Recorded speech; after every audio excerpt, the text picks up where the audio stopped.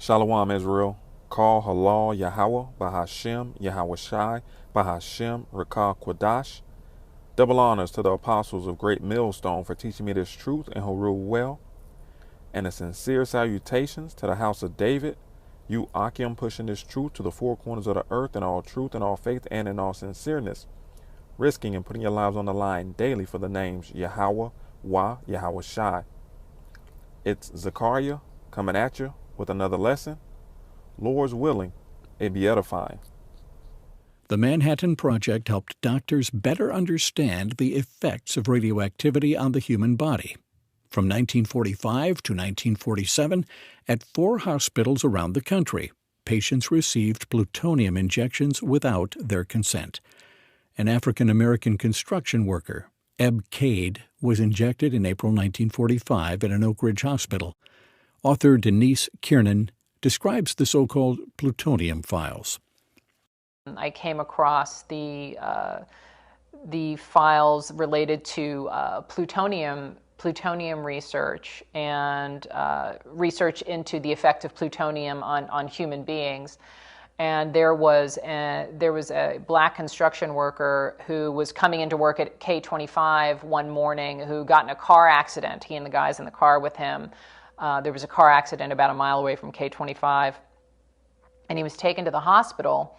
And he had a broken leg among other injuries. And instead of being, having his leg set immediately, they injected him with plutonium without his consent. And they wanted to track that plutonium and see where it went through his body, which is why they did not set his leg immediately. And they would take urine and feces samples at certain intervals. They wanted to see whether or not it had penetrated his teeth, so they removed, I think it was 15 of his teeth to see if it had gone there. So that testing was something that I was really bowled over and shocked by. And a lot of this information just came out, became available in the 90s. And there was a commission on human radiation experiments under, I think it was during the Clinton administration. And they said, we want all these records out and we want everybody to be able to look into them. And they interviewed a lot of the doctors who were a part of it and, released as many files and as many papers as they could. Quaker Oats and MIT were forced to pay $1.85 million to 45 of these kids that were fed radioactive laced oatmeal. And the Commonwealth of Massachusetts also had to pay another $676,000 to 27 participants, more claims still pending. So I just think it's a really good analogy for the way the government sees the people. And if they would feed radioactive oatmeal to children, what wouldn't they do? Back in 95, Bill Clinton apologized for this stuff. And every time I see that clip where he comes out and tries to kind of nervously laugh off this disgusting history of the government doing these kinds of horrible things. Thousands of government-sponsored experiments did take place at hospitals, universities, and military bases around our nation. The goal was to understand the effects of radiation exposure on the human body. While most of the tests were ethical by any standards, some were unethical, not only by today's standards, but by the standards of the time in which they were conducted. I see that, and every time I watch it, I think to myself, if that's what Bill Clinton was apologizing for then, am I going to be alive for the time when the next president is put up on stage to apologize for the establishment for whatever's going on right now?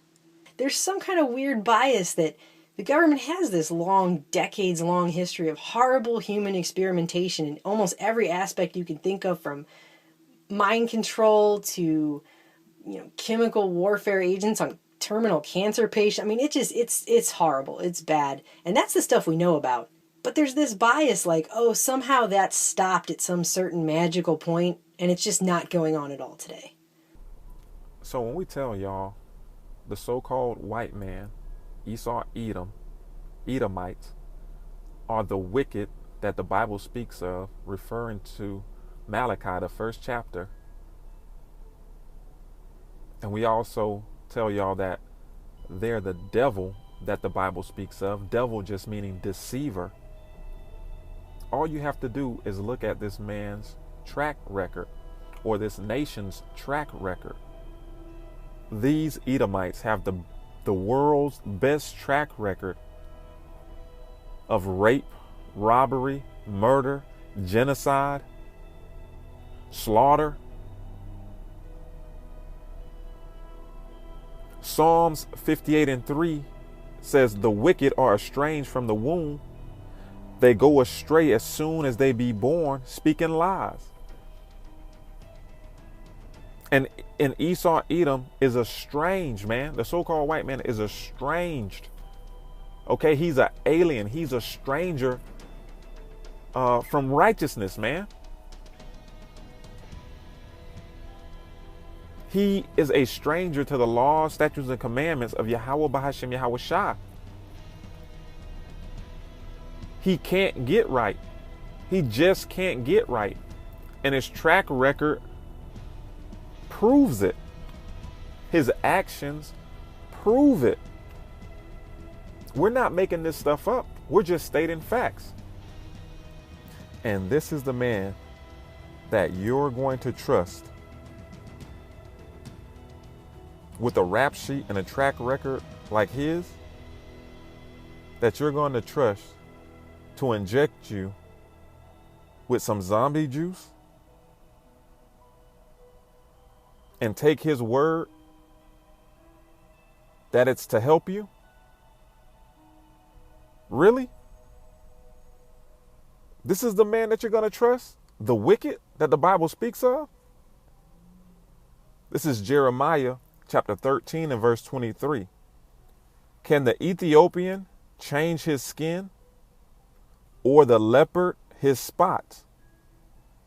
Then may ye also do good that are accustomed to do evil. Can someone who's accustomed to do evil do good? No. This man on a consistent basis has showed you that he is the wicked that the Bible speaks of, that he cannot be trusted, and that he does not have your best interest at heart, and he really don't give a damn about you. What more does he have to do to prove that? He injected this Jake with plutonium after this Jake had been in a car accident and broke his leg and had many other injuries. And not only that, they pulled out 15 of this man's teeth. In his most vulnerable state, these wicked ass devils injected plutonium in this man and pulled out 15 of his teeth.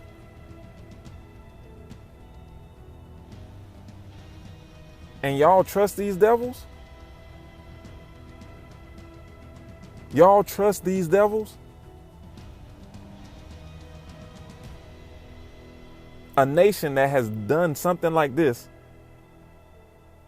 y'all will trust them to put something in you that they say is for your best interest. Okay, listen, y'all, let's see what plutonium is, all right, or uses. This is let me type it in. Plutonium uses, all right. It says different uses have been found for plutonium.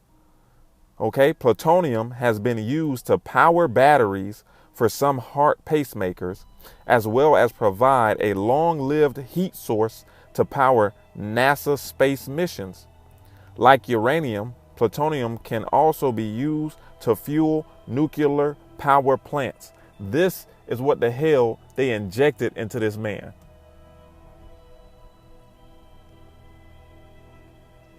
How can those accustomed to doing wickedness do good.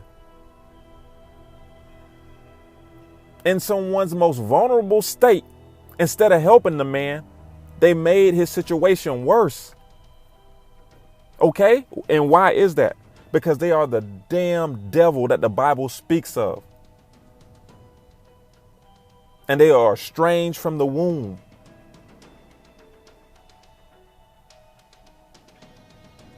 This is Proverbs chapter 4 and verse 16. And it reads, "For they sleep not, except they have done mischief, and their sleep is taken away unless they cause some to fall." They can't go to sleep without doing wicked shit. These people are the definition of a psychopath, man. Esau Edom is a psychopath. Okay? Let's get the Webster's definition for psychopath.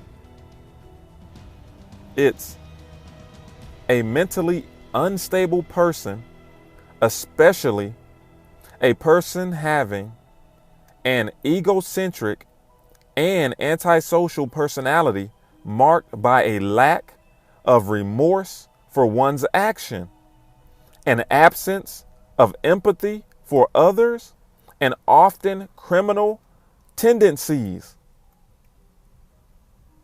This man is a psychopath.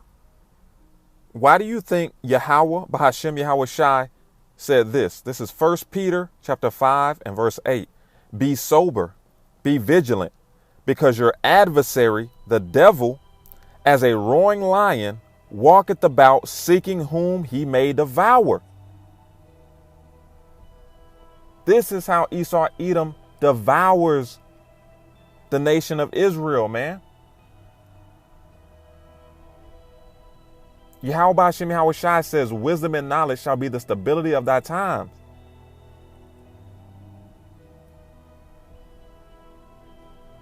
And if you don't know who your enemies are, how can you start to even defend yourself?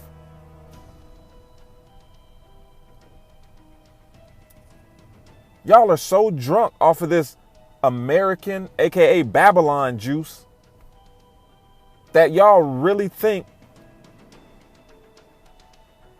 that this kingdom or this empire is going to last forever, and that Esau Edom has your best interest at heart.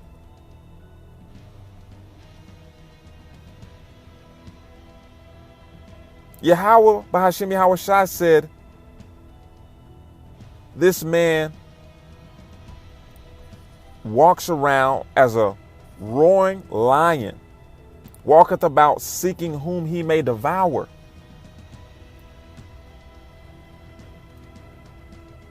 And y'all are food for the taking, because y'all are not taking heed.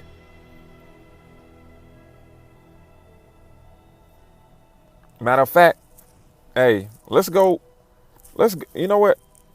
Let's go to Ecclesiasticus chapter 12, okay? And we're gonna start at verse 10, and we'll run through a little bit of this and call it quits. This is Ecclesiasticus chapter 12 and verse 10. "Never trust thine enemy, for like as iron rusteth, so is his wickedness. Though he humble himself and go crouching." Okay, and I bet them doctors were real humble. Okay, when that Jake came into the hospital and all that pain.